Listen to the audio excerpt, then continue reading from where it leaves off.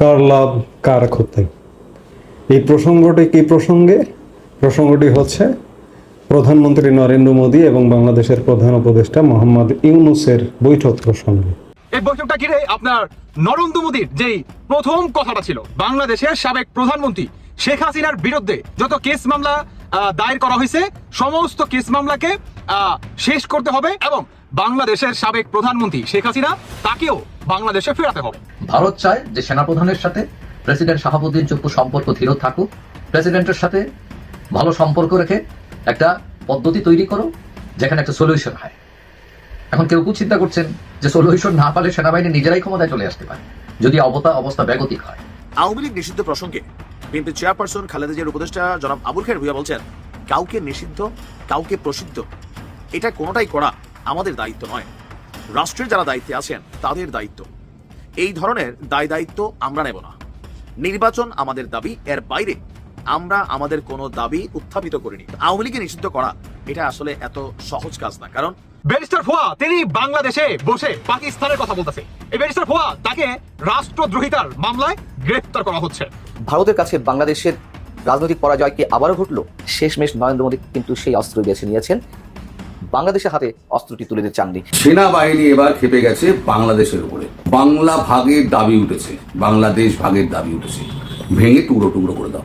Doctor Yunus ও নরেন্দ্র মোদী এক হয়ে গেছেন এবং তারা ইতিমধ্যে একটি বৈঠক পর্যন্ত করেছেন, যা আপনারা ইতিমধ্যে সোশ্যাল মিডিয়াতে দেখতে পেয়েছেন। কিন্তু ডক্টর ইউনূস ও নরেন্দ্র মোদী কি বৈঠক করলেন তার সঠিক তথ্য কিন্তু খুব কম লোকজনই জানে। তো বন্ধুরা, এবার নরেন্দ্র মোদী ও ডক্টর ইউনূসের সাক্ষাৎকার নিয়ে আমরা পর্যালোচনা এবং তদন্ত করে বেশ কয়েকটি খুবই গুরুত্বপূর্ণ তথ্য এবং ভিডিও ফুটেজ পাই, যা আজকের ভিডিওতে সেগুলোই এক এক করে ধারাবাহিক তুলে ধরা হবে।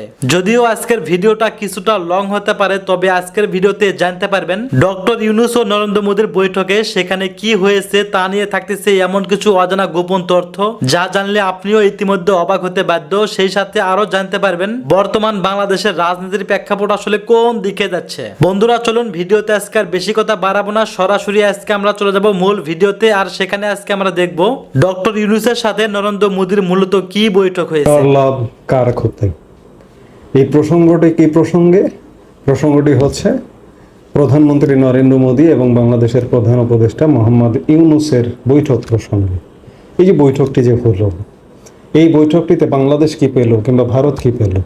বৈঠকটি একটি কাঙ্ক্ষিত বৈঠক ছিল, একটি প্রত্যাশিত বৈঠক ছিল, কারণ এটি একটি ছোট্ট সম্মেলন। আমি আগের একাধিক ভিডিওতে বলেছি যে মাত্র 7 জাতির 7টা দেশের সরকার প্রধান, এই যে 2 দিনব্যাপী যে সম্মেলন, এই সম্মেলনের বিভিন্ন সেশনে প্রত্যেকে কাছাকাছি পাশাপাশি এমনকি পাশাপাশি বসেছে। এই যে বৃহস্পতিবার রাতে যে ডিনার হলো, সেই ডিনারে প্রধানমন্ত্রী নরেন্দ্র মোদী এবং প্রধান উপদেষ্টা মোহাম্মদ ইউনূস একদম পাশাপাশি বসেছেন।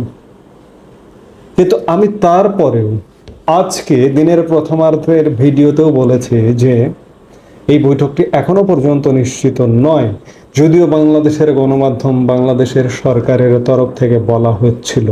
কিন্তু আমি বাংলাদেশের গণমাধ্যমকে বাংলাদেশের সরকারকে আজকাল আর বিশ্বাস করতে পারি না, কারণ ভারত সরকারের তরফে এই বৈঠকের আগ মুহূর্ত পর্যন্ত কোনো আলামত কোনো জায়গায় ছিল না, ভারতের কোনো গণমাধ্যমে কোনো আলামত ছিল না, এমনকি প্রধানমন্ত্রী নরেন্দ্র মোদীর সোশ্যাল যে মিডিয়া আছে, ফেসবুক, টুইটার, ইউটিউব, কোনো জায়গায় কোনো আলামত ছিল না।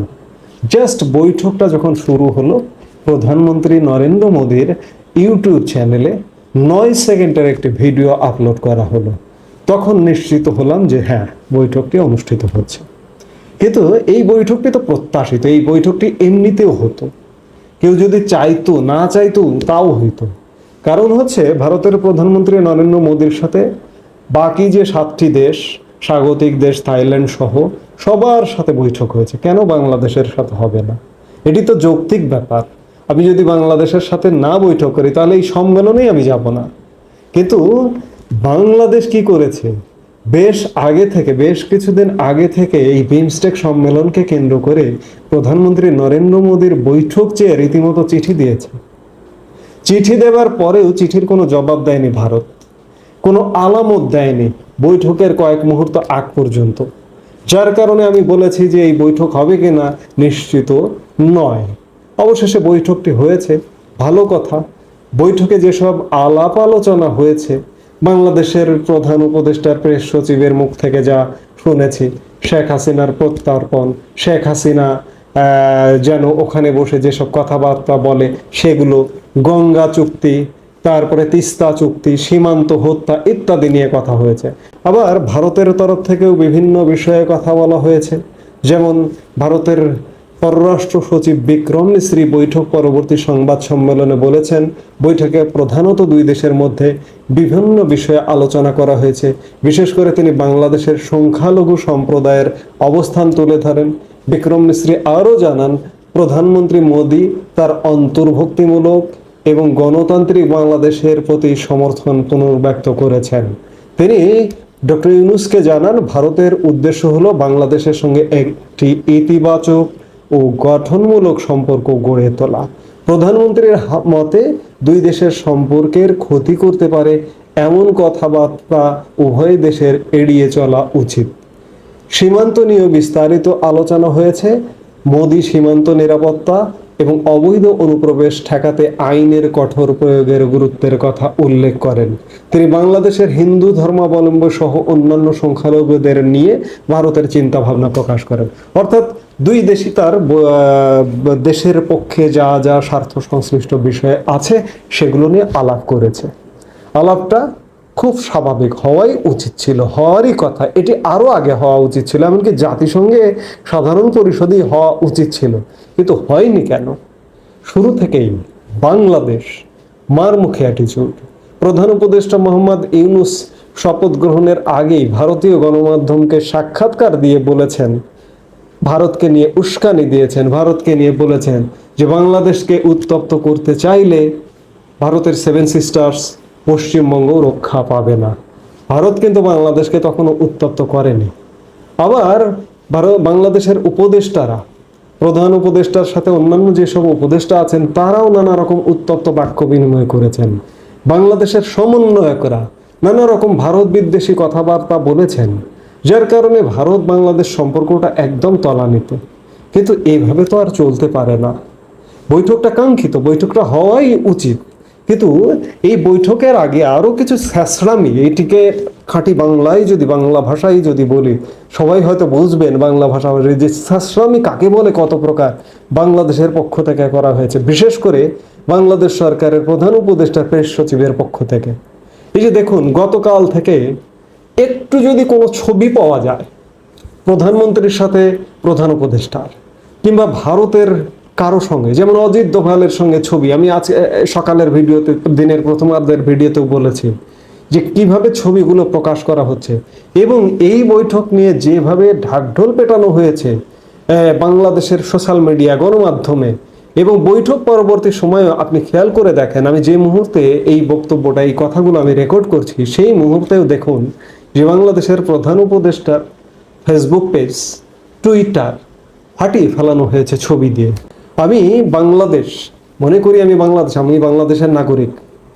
আমি বাংলাদেশ যে ভূমিকা নিলাম এই বৈঠকটি নিয়ে, আমি আগের ভিডিওতেও বলেছি যে আমার লজ্জায় মাথা হেট হয়ে যাচ্ছে। এরকম লজ্জাস্কর, এরকম ছ্যাঁচড়ামি কর্মকাণ্ড আমি নাও করতে পারতাম। এই বৈঠকটি আসলে এমনিতেও হতো। এই যে আগে থেকে ঢাক ঢোল, ঢাক গুড় গুড়, এগুলো করবার কোনো দরকারই ছিল না। আমার সম্মান, আমি বলছি, একদিকে মুখে বলছি যে আমি চোখে চোখ রেখে কথা বলবো, আমি মেরুদণ্ড সোজা করে কথা বলবো, আমি নতজানু হব না, কিন্তু আমি তো নতজানু হয়ে গেলাম। আমি একটি বৈঠক প্রার্থনা করে, বৈঠককে কেন্দ্র করে যেভাবে নতজানু চেহারা প্রদর্শন করলাম, তাতে আমি আসলে পরাজিত হলাম, ভারতই জিতে গেল। ভারতের ঠান্ডা মাথার পররাষ্ট্র নীতির কাছে বাংলাদেশ আসলে হেরেই গেল।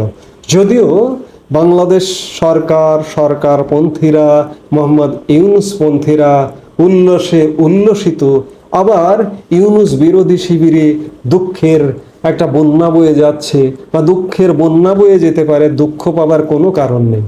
এটি ভারতেরই জয়, ভারতেরই বিজয়, ভারতই জয়ী হয়েছে। বাংলাদেশ কিন্তু বিজয়ী হয়নি, শুধুমাত্র ছ্যাঁচড়ামির কারণে।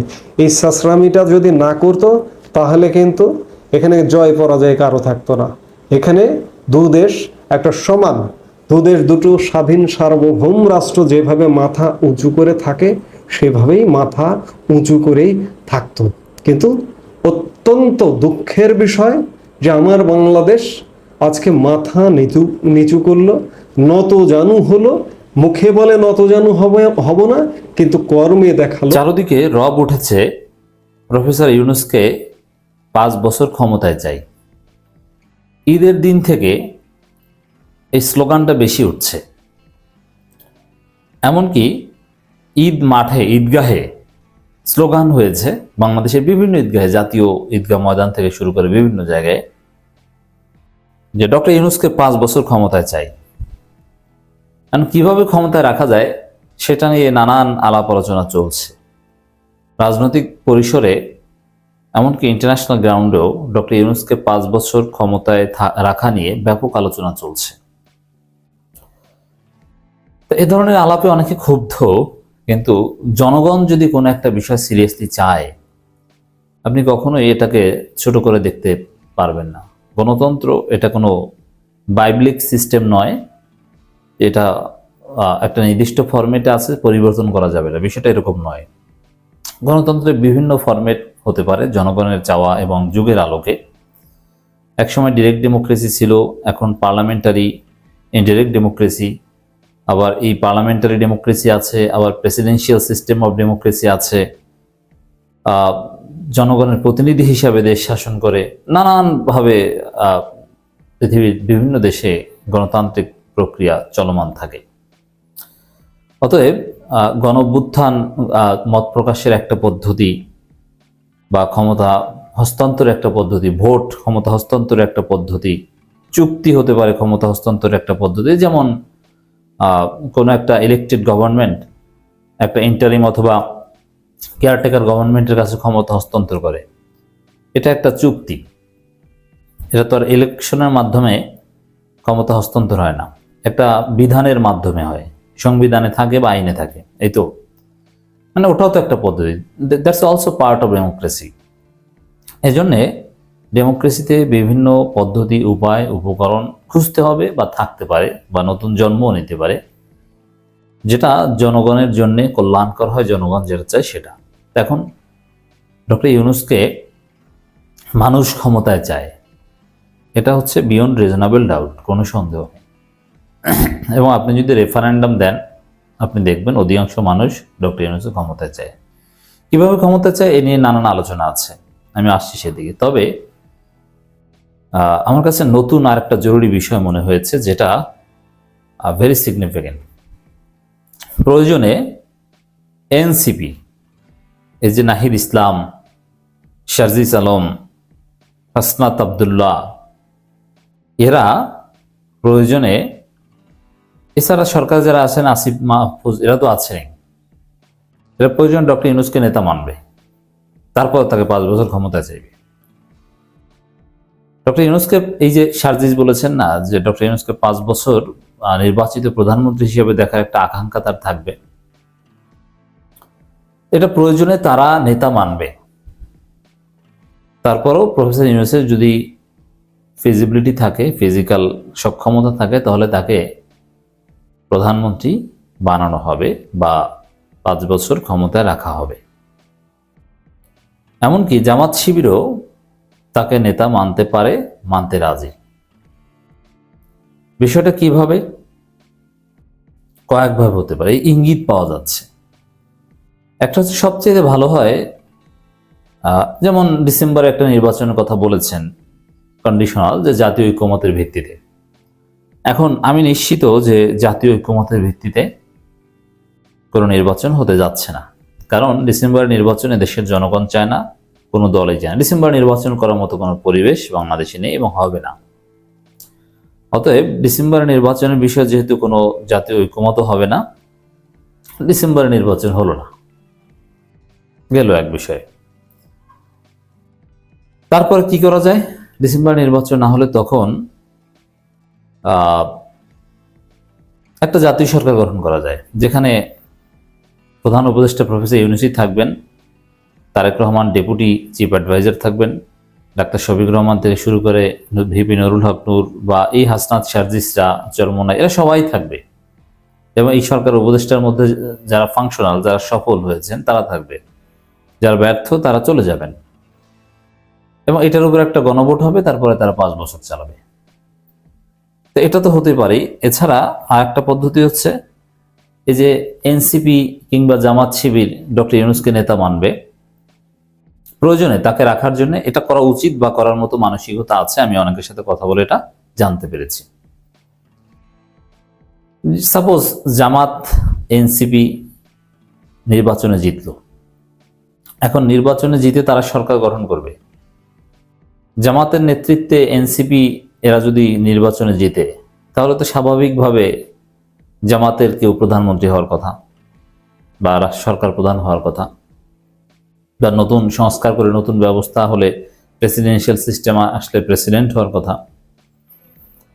কিন্তু না, তখন জামাত এনসিপি সিদ্ধান্ত নিবে যে না, আমরা ডক্টর ইউনূসকে প্রধানমন্ত্রী বানাবো বা প্রেসিডেন্ট বানাবো। এখন বাংলাদেশে যে কাউকে ধরে মন্ত্রী বানাতে পারেন, যে কাউকে, যে কোনো দলের, একটা নির্দিষ্ট কোটা পর্যন্ত। টেকনোক্র্যাট কোটায় মন্ত্রী বানানো যায়, কিন্তু টেকনোক্র্যাট প্রধানমন্ত্রী বানানো যায় না। আপনি যদি কাউকে প্রধানমন্ত্রী বানাতে চান, আর আপনি যদি অবাধ ক্ষমতা দিয়ে রাষ্ট্রপতি বানাতে চান, তাহলে তাকে নির্বাচিত হতে হবে। আর বর্তমান সিস্টেমে রাষ্ট্রপতি হতে তার নির্বাচিত হওয়া লাগে না, মানে জনগণ কর্তৃক এমপি হওয়া লাগে না।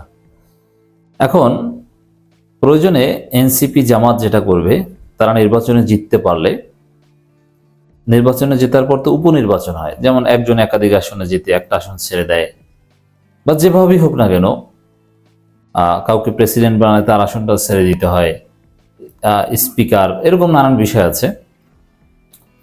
এই জন্যে উপনির্বাচন হবে, যে দল জিতবে কিছুদিন পরেই, জামাত এনসিপি জিতলে। আর বিএনপি তো ডক্টর ইউনূসকে পারলে দেশ থেকে তাড়িয়ে দেয়। সে উপনির্বাচনে ডক্টর ইউনূসকে যদি প্রার্থী করা হয় জামাত এনসিপির পক্ষ থেকে, তাহলে পৃথিবীর কোনো শক্তি নেই যে ডক্টর ইউনূসকে পরাজিত করবে। তিনি বিনা প্রতিদ্বন্দ্বিতায় বিজয়ী হবেন। বাংলাদেশে ডক্টর ইউনূসের বিপক্ষে নির্বাচনে দাঁড়ানোর মতো কোনো মানসিকতা সম্পন্ন লোকই নেই। এর মানে ডক্টর ইউনূস আনকন্টেস্টেড উইন হবেন, তারপরে তাকে প্রধানমন্ত্রী বানাতে পারবে নির্বাচিত সরকার 5 বছরের জন্য। এমনকি জামাত নির্বাচনে জিতলেও এটা ভাবতে পারে, প্রয়োজনে এটা করবে।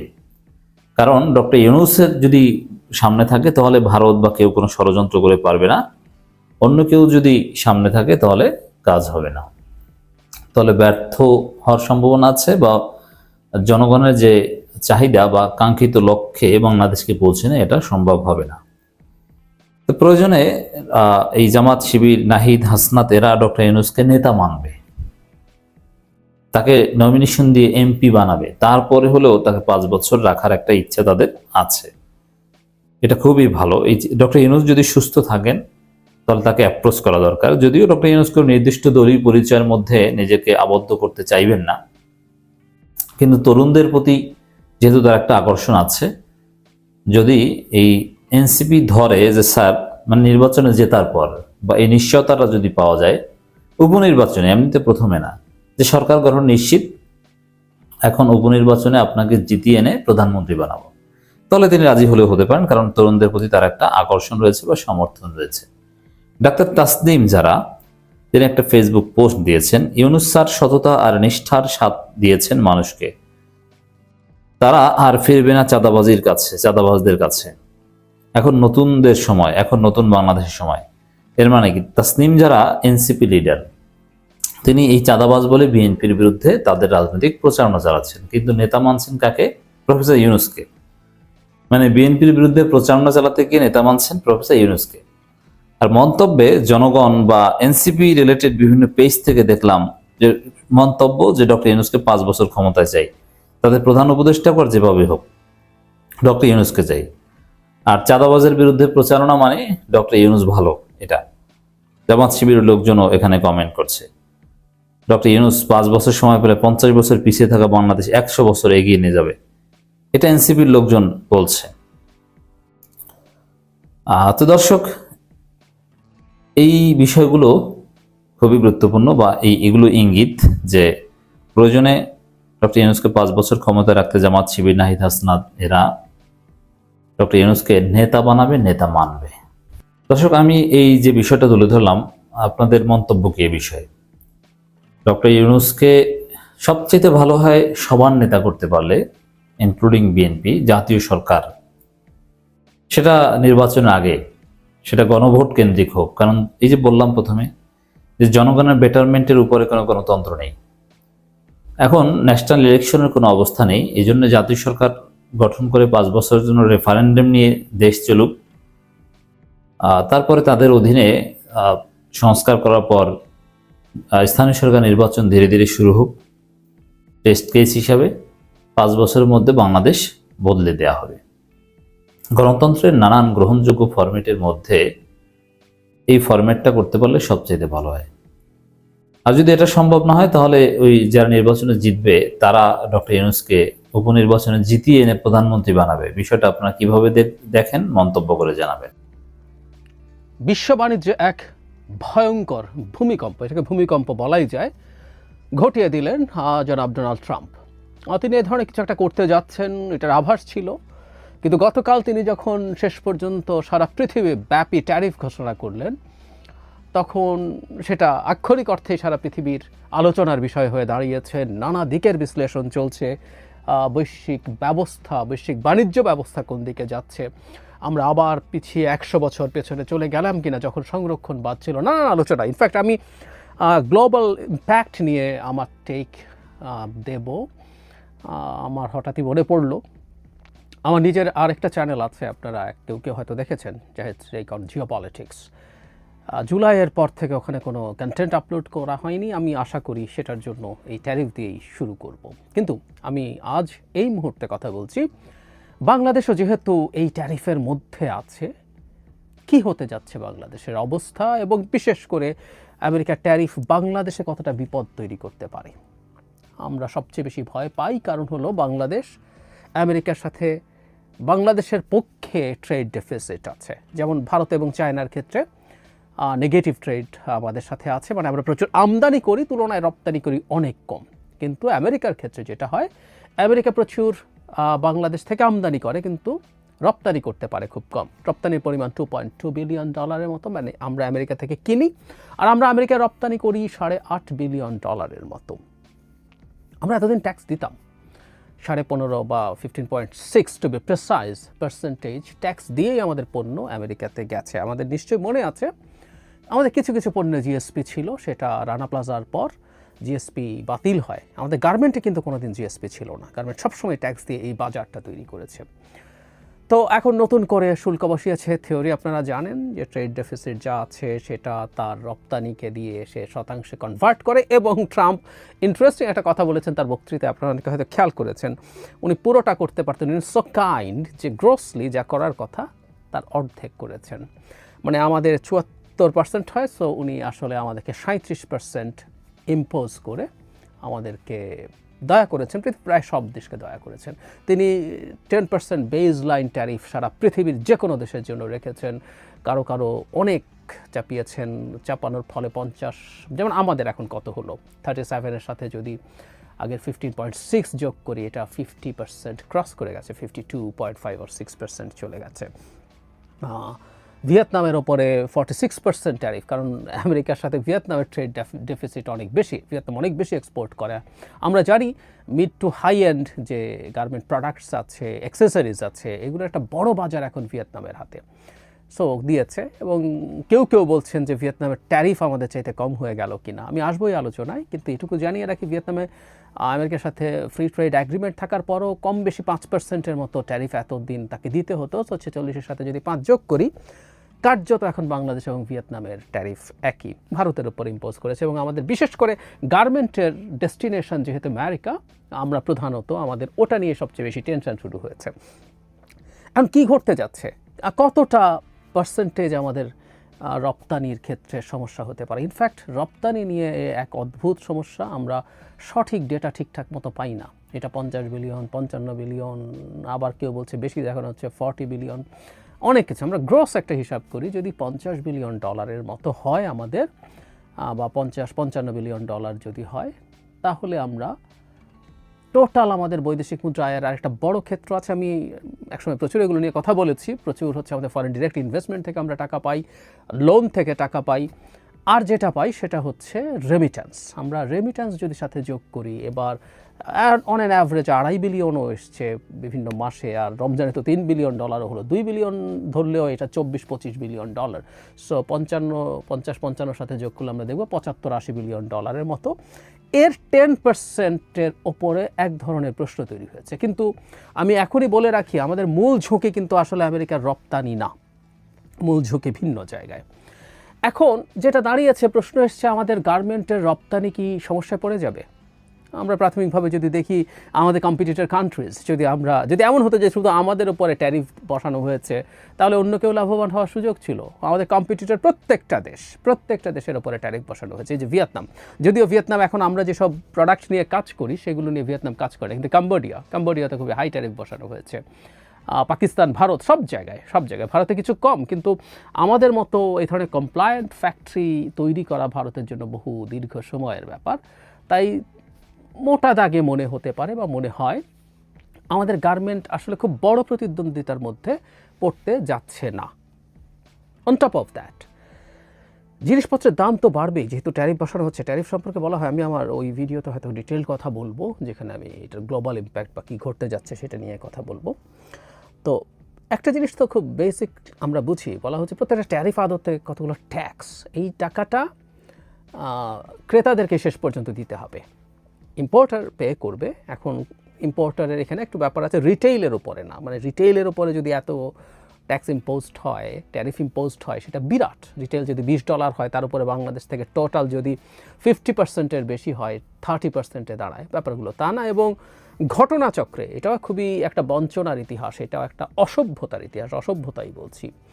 $20 বিক্রি হওয়া একটা প্রোডাক্ট আমাদের এখান থেকে 1/4 বা তারও কম দামে কিনে নেওয়া হয়, ফলে ওর ওপরে আসলে ট্যারিফটা ইম্পোজড হবে। এখন এটা হতে পারে যারা এই ব্যবসাগুলো করছেন তারা লং টার্মে না, কারণ এই আলাপ আছে ট্রাম্প আসলে কতদিন এটা ধরে রাখতে পারেন, নানান কারণ আছে, ওই আলোচনায় এখানে ঢুকছি না। সো তারা শর্ট টার্মে সম্ভব হতে পারে যে তারা তাদের জায়গা থেকে ছাড় দিয়ে মোটা দাগে চলতে পারে। এখনও পর্যন্ত এটা হওয়ার সম্ভাবনা আছে। আর যদি নাও হয়, আমাদের এই সেগমেন্টে আসলে হঠাৎ করে আমরা কম্পিটিশন ফেস করব এই পরিস্থিতি নাই, কিন্তু সমস্যাটা অন্য জায়গায়। সেই সমস্যায় যাব, কিন্তু কেউ আবার বলছেন আমরা এই ডেফিসিট কীভাবে দূর করতে পারি। আবারও বলছি, ডেফিসিট কিন্তু আমাদের 10% অফ টোটাল ফরেন কারেন্সি আর্নিংয়ের ক্ষেত্রে এটা অনেক বাড়াবাড়ি কিছু তা না, কিন্তু আমরা বড় বিপদে পড়ার সম্ভাবনা আছে। কেউ এটার জন্য বলছেন যে আমরা সূত্র ধরে যা করতে পারে, একটা চমৎকার রিপোর্ট আছে, সেই রিপোর্ট থেকে আমি বাংলাদেশের যুক্তরাষ্ট্র থেকে যা আসে, মানে আমরা এখন কি করতে পারি, বাণিজ্য ঘাটতি কমাতে পারি। মানে বাণিজ্য ঘাটতি কমানো নিয়ে এক হাস্যকর ব্যাপার। পৃথিবীতে যার যেটা প্রয়োজন সে তার কাছ থেকে সেটা কিনবে, মানে এক্সচেঞ্জ হইতেই হবে তা না।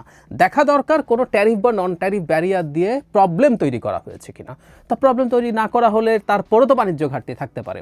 আমরা ধরি চায়নার সাথে বাংলাদেশের কোনো রকম ব্যারিয়ার আমরা রাখলাম না, আমরা পরস্পরের ব্যারিয়ার রাখলাম না, তারপরে দেখা যাবে আমরা একজন বেশি কিনবো, একজন কম কিনবে। একটা ফান আছে এরকম। আপনি একটা দোকান থেকে, এটা অর্থনীতিতেই বলে, $100 দিয়ে কিছু একটা যদি কেনেন, তার সাথে আপনার বাণিজ্য ঘাটতি $100 হয়ে গেল। সে তো আপনার কাছ থেকে কিছু কিনছে না, যত কিনতে থাকেন। সো এটা খুবই চাইল্ডিশ একটা কথা। কিন্তু ট্রাম্প আসলে এটা যে শুধু ট্যারিফের কারণে করছে তা না, সে অনেক দিয়ে বাণিজ্য করতে চাইছে তা না। এটা নিয়ে যথেষ্ট পূর্বাভাস আছে এবং এটা নিয়ে আমাদের প্রধান উপদেষ্টা রাইটলি বলেছেন, যুক্তরাষ্ট্রের সঙ্গে আলোচনার মাধ্যমে শুল্ক ইস্যুর ইতিবাচক সমাধান হবে, প্রধান উপদেষ্টা মনে করছেন। ট্রাম্প আসলে এটা ইম্পোজ করার মাধ্যমে নানা ক্ষেত্রে তার ডিল চাইছেন, এই আলাপ আছে এবং এটাই সম্ভবত সঠিক। যাই হোক, এখন আমরা ট্রেড ডেফিসিট কমানোর জন্য আসলে তেমন কিছু করতে পারি বলে মনে হয় না। এই রিপোর্টটা খুবই ইন্টারেস্টিং, সেটা আমি একটু পড়ি। বাংলাদেশ 24 সালে $291 কোটি, মানে $2.91 বিলিয়ন পণ্য আমদানি করেছে। শুল্কমুক্তান রপ্তানিমুখী শিল্পের কাঁচামাল রয়েছে $29 কোটি, অভ্যন্তরীণ ব্যবহারের পণ্য রয়েছে 262। আচ্ছা, কি আমরা যদি একটু দেখি, $262 কোটি পণ্যের মধ্যে $133 কোটি পণ্য আমদানিতে কোনো শুল্ক কর দিতে হয়নি। দেখা যায় পুরনো লোহার টুকরো বা স্ক্র্যাপ, সবচেয়ে বেশি আমদানি করা হয়েছে, 27% টোটাল আমদানি হওয়া মূল্যর মধ্যে, গড়ে 4% শুল্ক দেওয়া হয়েছে এখানে।